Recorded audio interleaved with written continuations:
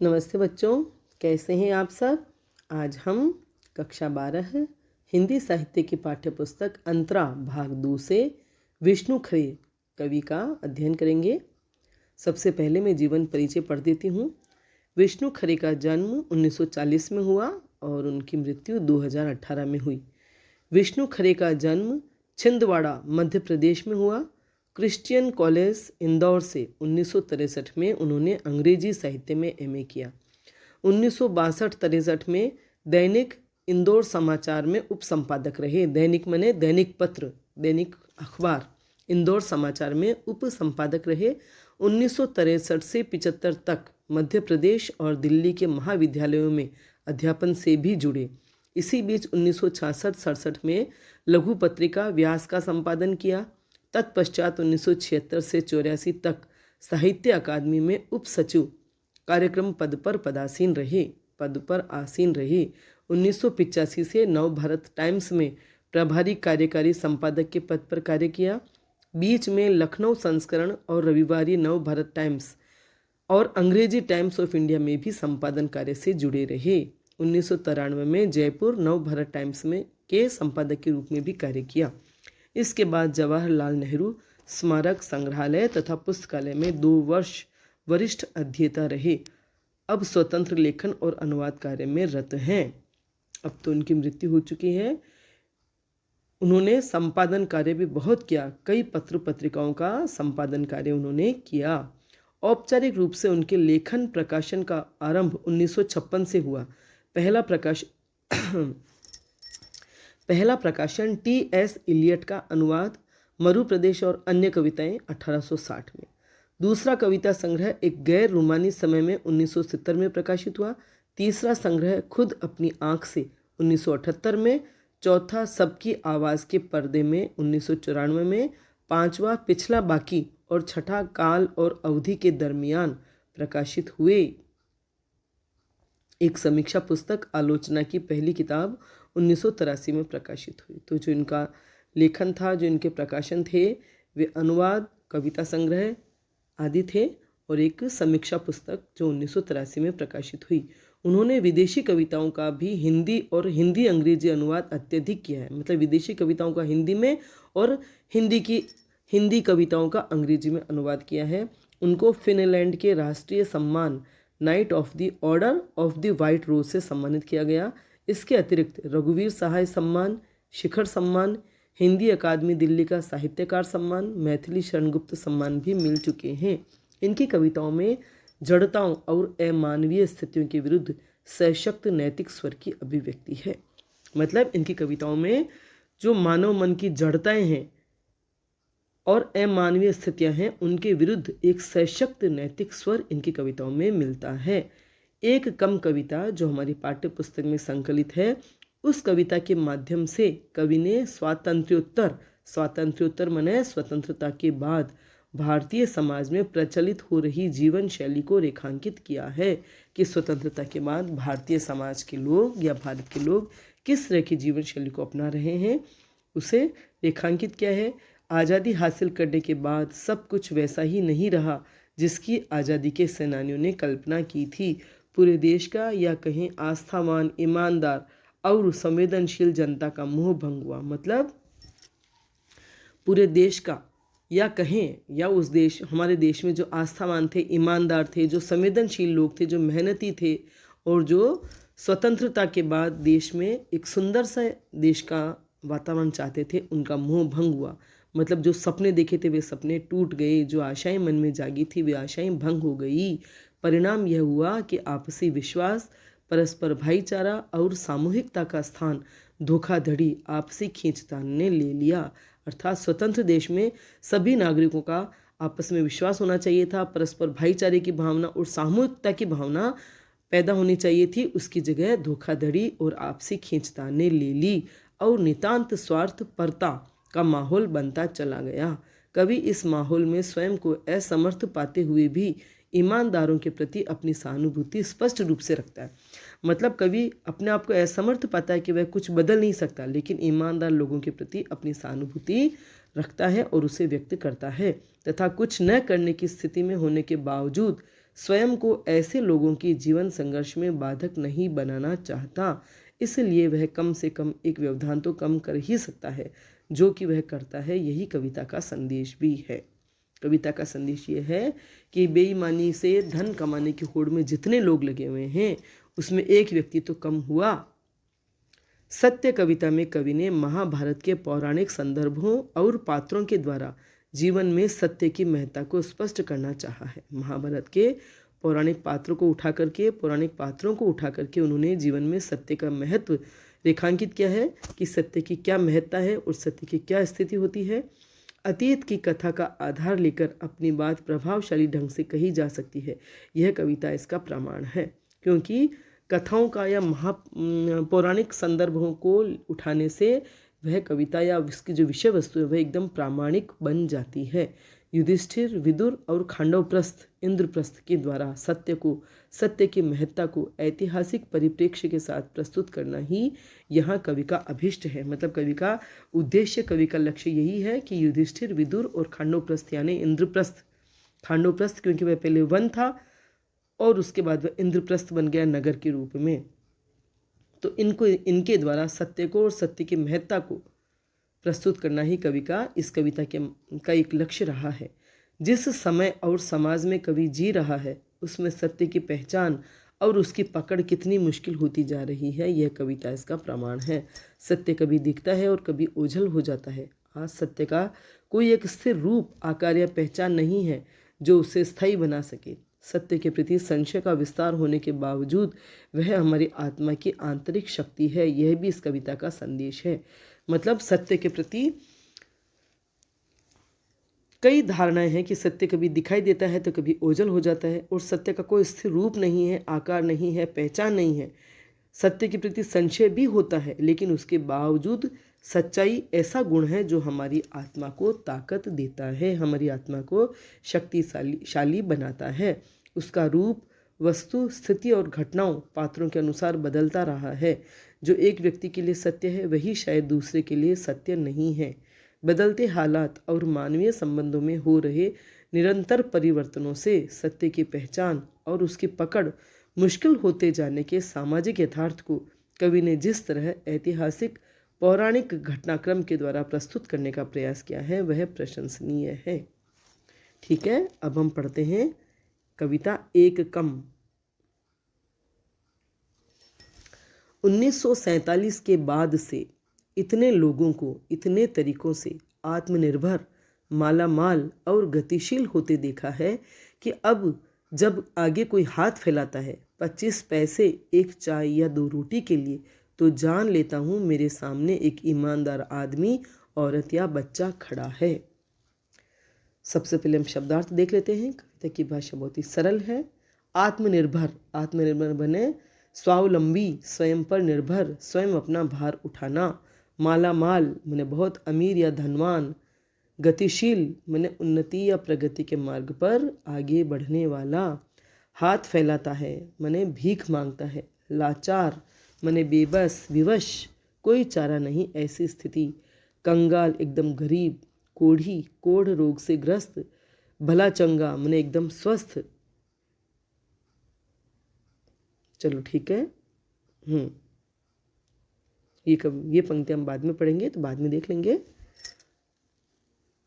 मानता हुआ कि हाँ मैं लाचार हूँ, कंगाल या कोढ़ी, या मैं भला चंगा हूँ और कामचोर और एक मामूली धोखेबाज। तो कंगाल मने एकदम गरीब और कोढ़ी मने कोढ़ रोग से ग्रस्त। भला चंगा मने एकदम स्वस्थ, जो एकदम स्वस्थ है, हाथ पांव सब सही सलामत है, उसे बोलते हैं भला चंगा। और कामचोर मने काम से जी चुराने वाला, अपने कामकाज से जी चुराने वाला, एक मामूली धोखेबाज। ठीक है। तो कवि महोदय स्वतंत्रता के बाद देश में जो हुआ और जो हो रहा है उन स्थितियों को बहुत ही संवेदनशीलता से महसूस करते हुए व्यंग्यात्मक शैली में व्यक्त कर रहे हैं। कह रहे हैं कि सन 1947 के बाद से इतने लोगों को इतने तरीकों से आत्मनिर्भर, मालामाल और गतिशील होते दिखा है कि 1947 के बाद देश को आज़ादी मिली।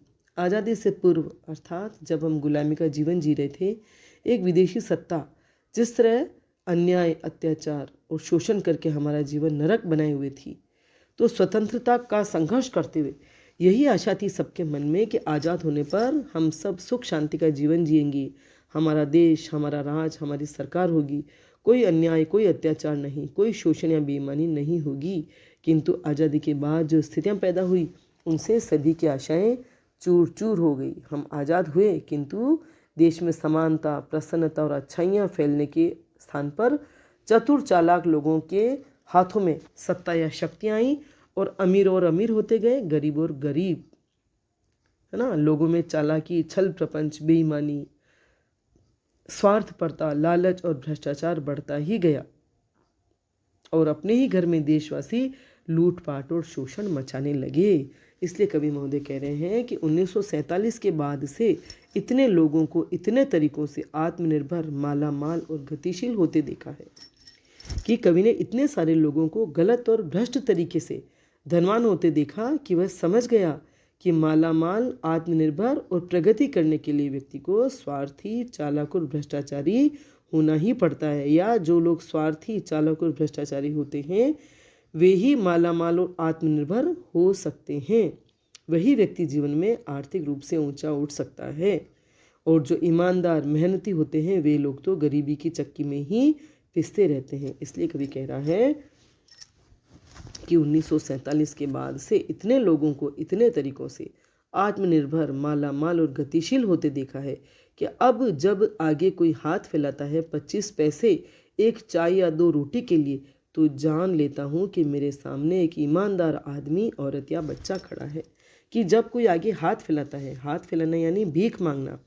आज़ाद देश में भी अगर किसी व्यक्ति की ऐसी स्थिति है कि उसे 25 पैसे, एक चाय या 2 रोटी के लिए किसी के सामने, दूसरों के सामने हाथ फैलाना पड़े, ऐसा लाचार अगर वह है, तो कभी समझ जाता है कि उसके सामने एक ईमानदार आदमी, औरत या बच्चा खड़ा है। अगर वह चालाक या बेईमान होता, गलत तरीकों से पैसा कमाने वाला होता, धोखेबाज होता, तो भीख मांगने की दशा में नहीं होता। मानता हुआ कि हाँ मैं लाचार हूँ, कंगाल या कोढ़ी, या मैं भला चंगा हूँ और कामचोर एक मामूली धोखेबाज। समझ में आ रही बात? यानी वह भिखारी या अत्यंत गरीब व्यक्ति जो अपने हाथ फैलाकर स्वयं मान रहा है कि मैं विवश हूँ, मैं मजबूर हूँ, बहुत गरीब हूँ, कि मैं लाचार हूँ, मतलब मैं बहुत विवश हूँ, गरीब और कंगाल हूँ, मैंने गरीब हूँ, या कोढ़ी मैंने भयंकर रोग से ग्रस्त, कि मैं कोई काम करने में असमर्थ हूँ। अगर वह कोढ़ी है, रोग से ग्रस्त है, तो काम कर ही नहीं सकता है। मतलब या तो वह अपने उसूलों की वजह से मजबूर है, गरीब है और लाचार है, या फिर रोगी है। या मैं भला चंगा हूँ और कामचोर और एक मामूली धोखेबाज, या मैं भला चंगा, या यह भी हो सकता है कि वह भला चंगा तो है लेकिन कामचोर है और धोखाधड़ी और बेईमानी करने में ज़्यादा होशियार नहीं है, आलसी है, काम से जी चुराने वाला है और धोखाधड़ी या बेईमानी नहीं कर सकता। अर्थात यही कुछ कारण है जिनसे कोई व्यक्ति गरीब रह सकता है, अन्यथा उसे प्रगति करने से कोई नहीं रोक सकता।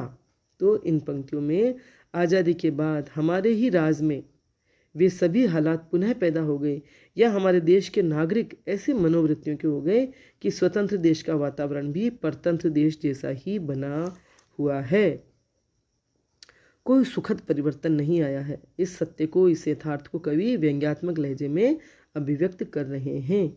भाषा सरल है, सहज है, प्रसाद गुण से युक्त है, मुक्त छंद रचना है। हाथ फैलाना जो मुहावरे का प्रयोग हुआ है उससे कथन प्रभावपूर्ण बन गया है।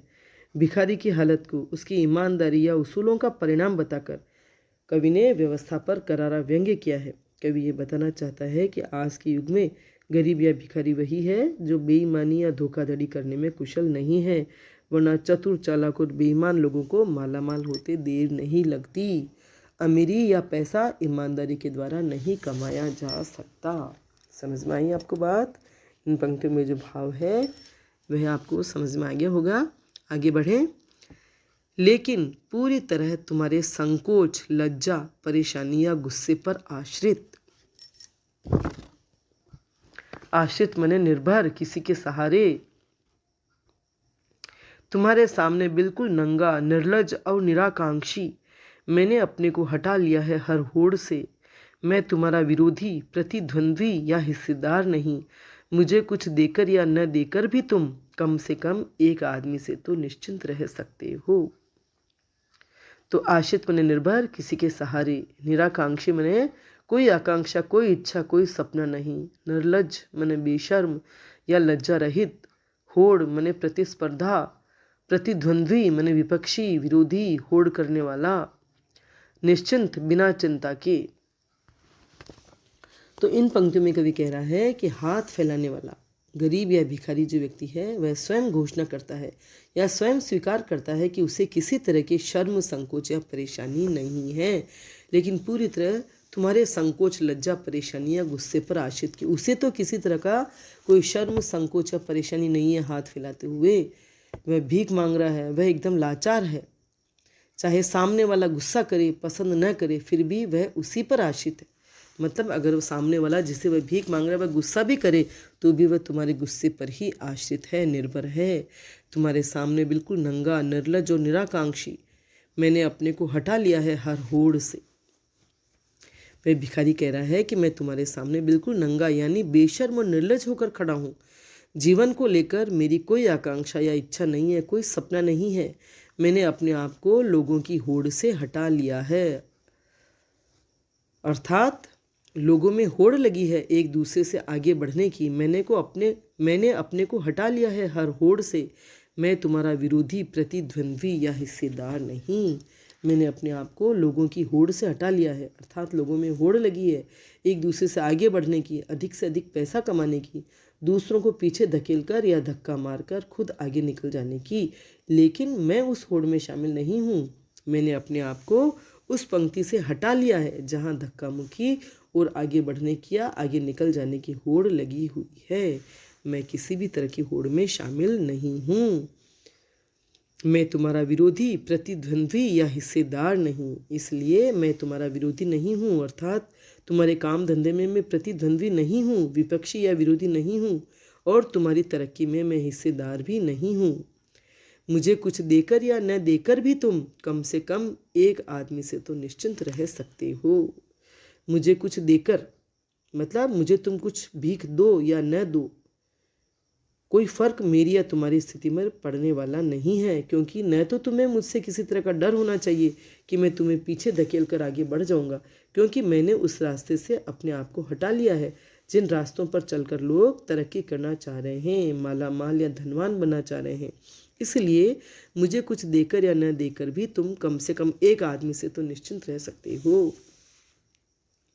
इसलिए तुम निश्चिंत हो सकते हो कि तुम्हारी प्रतियोगिता या प्रतिस्पर्धा जितने भी लोगों से है उसमें से एक संख्या कम तो हुई, वह मैं हूँ। मतलब मैं उस होड़ में शामिल नहीं हूँ, इसलिए तुम मुझसे कम से कम एक आदमी से तो निश्चिंत रह सकते हो कि तुम्हें उससे होड़ नहीं करनी पड़ेगी। अगर 10 व्यक्ति तुम्हारी होड़ में हैं तो मेरे हट जाने से 9 ही व्यक्ति रह जाते हैं। तो यहाँ एक कम जो शीर्षक है वह कितना सार्थक है कि तुम्हारे आगे बढ़ने की होड़ में, प्रतिस्पर्धा में मैं शामिल नहीं हूँ। मैं मने वह व्यक्ति जो भीख मांग रहा है वह उसकी होड़ में शामिल नहीं है, क्योंकि वह चतुर, चालाक, बेईमान या धोखेबाज नहीं है जो इस तरह से पैसा कमाना चाह रहे हैं, जीवन में उन्नति करना चाह रहे हैं, गतिशील होना चाह रहे हैं, माला माल होना चाह रहे हैं। ऐसे लोगों में से मुझ उस भिखारी की संख्या कम हुई। ठीक है, समझ में आई बात।